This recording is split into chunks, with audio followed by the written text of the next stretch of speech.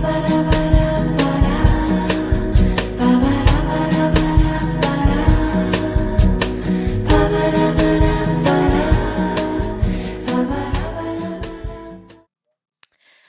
everyone. Welcome to the My Reader Moment. This is the backup channel to the My Reader Minute. And I'm only coming here for a moment just to discuss some things about the David Burke trial. Now, if you're not familiar with David Burke, he actually goes by D4VD. He is a singer. And I don't know if he was very, very popular. Matter of fact, I didn't hear about him until this last fiasco about him allegedly murking his girlfriend.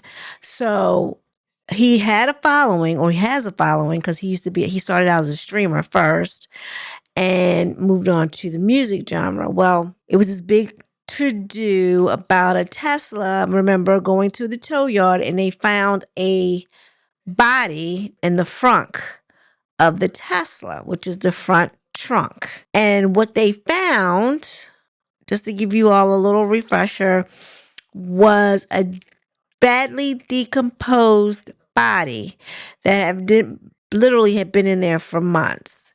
With the hot and humid climate in California, it didn't stand a chance.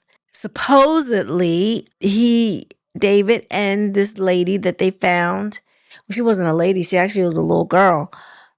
She was 14, I think, at the time, maybe, of her unaliving, but they didn't find her until I think the day after it would have been her birthday. So she didn't make it to 15. I think she was 14. She didn't make it to 15. Or she might have been 13. I think she was 14. She didn't make it to 15. Anyway, they had a preliminary hearing on him after, months and months and months, I guess, of investigation. And the preliminary hearings were to determine whether or not there was enough evidence to actually stand trial. Well, David Burke lost that. He will be going to trial. I don't know if anything came out new that we didn't already know. Like, we knew that he had been talking to Celeste since she was about 11 years old, allegedly. He met her through Discord, I think. And they grew this bond. Well, I think at the time, David might have been 16 or 17 years old talking to an 11-year-old, 11, 12-year-old. And I don't know, as kids, you do kind of put up your age, but I don't have her putting up her age to 18. I probably had her acting like she might have been 15. But regardless, he was messing with a minor, and that is against the law. Okay? Anyway, they surmised this story, how they feel like things happened. The night that she was unalived, David sent an Uber for her. She got to his house at 10:10, and by 10:30 he was calling her, acting like he didn't know where she was. Like, where are you? Where are you? Where are you?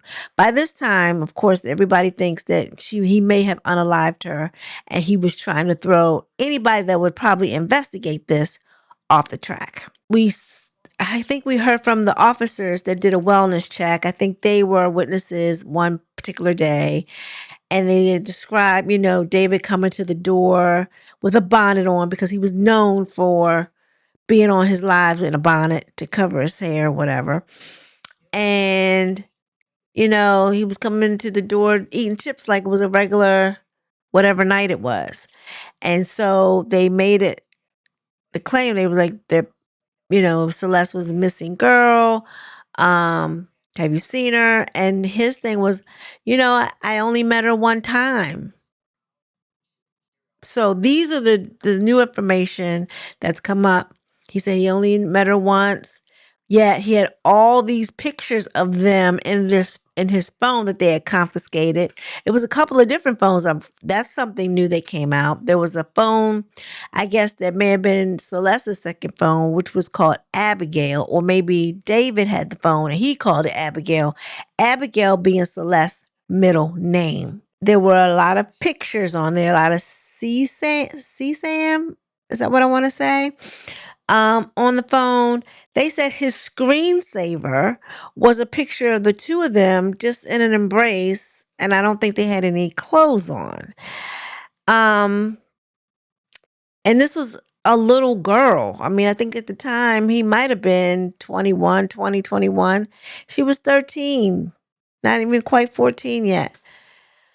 There were different pictures that I guess images that they showed in court, I guess with him, posing with unmentionable body parts and things like that, or him showing himself or whatever. It was like a lot. What I gathered is that they had to have enough evidence to make something stick. Now, I don't know if they're going to be able to prove that he actually unalived her, because a lot of the stuff is circumstantial evidence. They go through how they felt like she might have been unalived that day that he called her over, which was, I think, April the 23rd of 2024. But they talked about what he ordered offline, a shovel, had it delivered by Postmates. He ordered a burn cage. He ordered body bags. He ordered laundry bags. He ordered chainsaws. He ordered an inflatable pool, but they weren't all ordered at the same time. And I don't know if that was strategically done or he was just in his mind in a windmill, like, what do I do with her? What do I do with her? What do I do? Oh, I know, I'll bury her. Oh no, I know, I'll cut her up. Oh, I know, I'll burn her up. Oh no. It was like one thing after the other.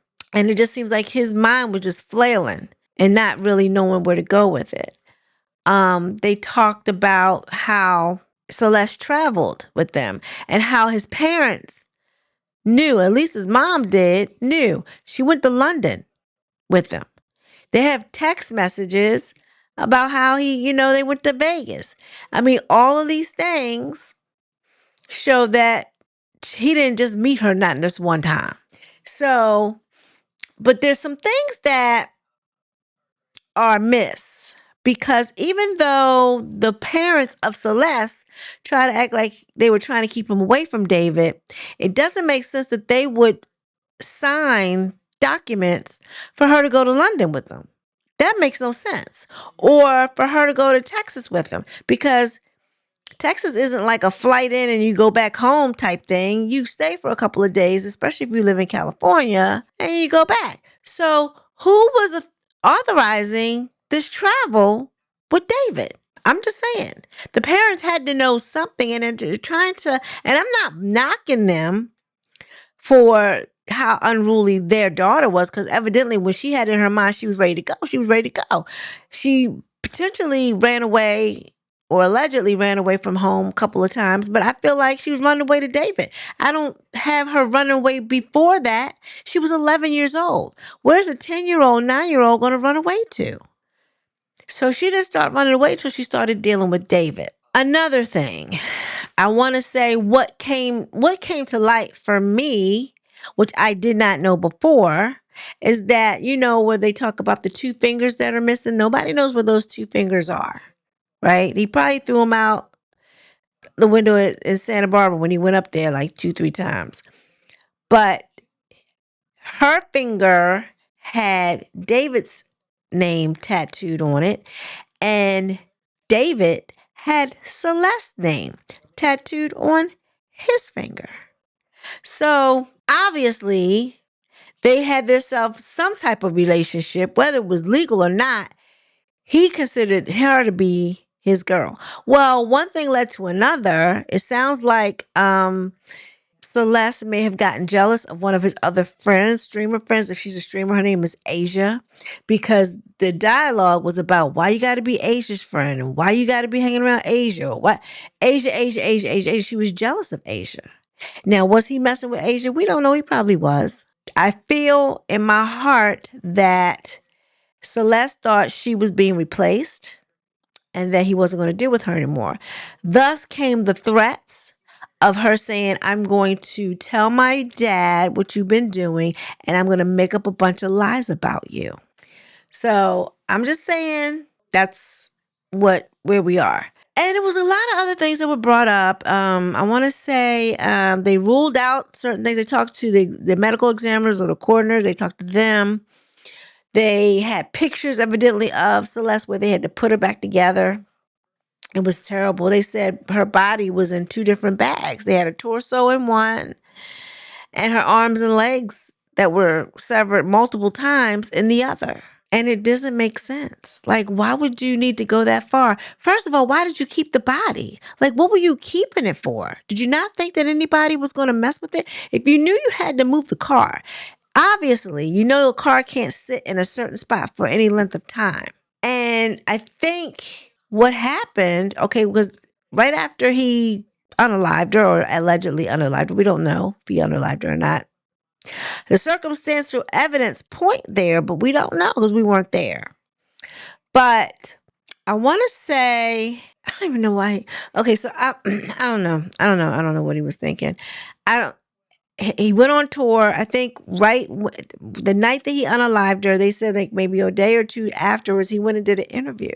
Like, where was the body while you was over here doing the interview? And then I guess he didn't go on tour until like July, August or something like that. And he parked the car on the side of the road. Mind you, it's registered in his name. He parked on the side of the road. They towed it. Now, another fact that they brought up, which we hadn't heard, was that he had 11, not 12, not 10, but 11 air fresheners all around the car in the Tesla and some in the trunk. Now, I don't know if 11 car fresheners can handle a stench that strong. Just saying. I don't think so. I can't imagine what the parents went through sitting there watching that, watching those images. I do remember them saying the mother did get up and walk out because she couldn't handle it anymore. Yeah, so I don't know. He decided not to move the body, so thus far he got caught. And I want to say that they bought 3 chainsaws. They found 2, which weren't tainted in any way, but they couldn't find that last one. They showed a picture of the garage where allegedly he may have cut her up. I don't know. We don't know where he cut her up, do we? What killed me was I guess he bought the inflatable pool to catch the blood wherever they chopped her up, right? What made him think that they weren't going to find the blood on the pool because he washed it? He actually washed the inflatable pool and then afterwards put it in the dryer because they found a dryer sheet in it and it smelled like fresh linen. You just got finished taking someone out of their misery and that's what we're doing? Washing a load of clothes? That's crazy to me. That being said, though, the judge ruled because there was clearly an abundance of evidence that points to him, but now his defense team has to convince the jury that it might not have been him. Or I don't know if he could have done that all by himself because David's little too. I mean, he and Celeste I felt like might have been the same size. I honestly feel like he might have had help. We just don't know who because they're keeping real quiet. They said the inflatable pool, I guess when they were unaliving her, well, she was already unalived, but when they were putting her in smaller pieces, that some of the blue plastic in the inflatable pool was etched in her skin where they had, I guess, it grinded up. And they said somebody said they didn't know they were even looking at her torso until they were told because it was so badly decomposed. I don't know how you can do that to somebody that you claim that you're in love with. I don't know how you can do that at all. But that's mostly it. I will be following the trial but I'm not going to be reporting on it every day because I don't have the time to do that. But it'll be interesting how they rule.